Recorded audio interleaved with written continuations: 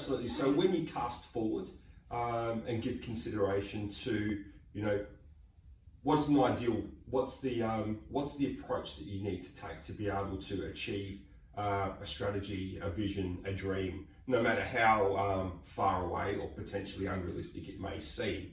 When you develop a frame for what it is that you want to achieve, and you break it down into smaller manageable steps or smaller manageable achievements that ultimately can lead to that bigger picture, things suddenly become manageable, whereas they might have seemed unreasonable or unobtainable otherwise.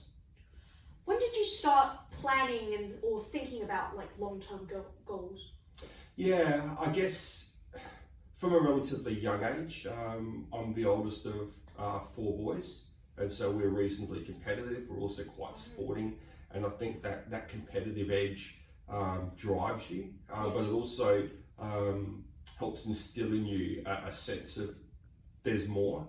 How can I achieve more, and what are the next steps? And so planning, whether it's, you know, from a sporting perspective, which are the better clubs, from a tertiary perspective, you know, what subjects do I need to do to get into the degree that I wanted to do when I was younger, or what are the potential career options for me, and then what do I need to do to be able to get there? You know, that sense of planning, I guess, whilst it may not always have been framed and structured from a young age, the concept has always been in my mind. Right.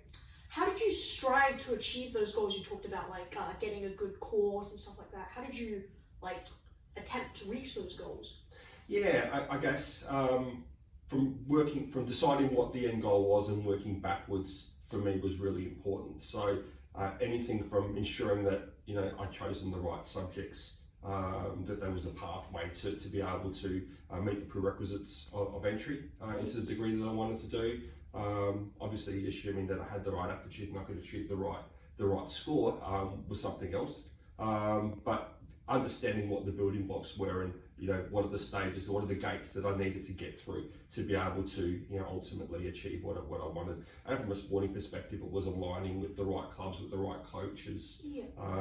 You know, a culture of success is really important, and, you know, being one that can sort of, you know, participate with many and, you know, become a leader of men was something that seemed to be a natural progression for me as well. Right. Thank you for that answer. I can already see that you seem to be a person full of character strengths, like persistence and stuff like that.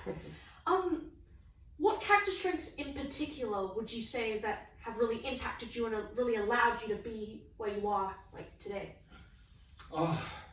Competitiveness, I think, because you know, that sense of drive and determination which comes along with competitiveness, I guess, for me, has been applied from a sporting perspective, from a hobbyist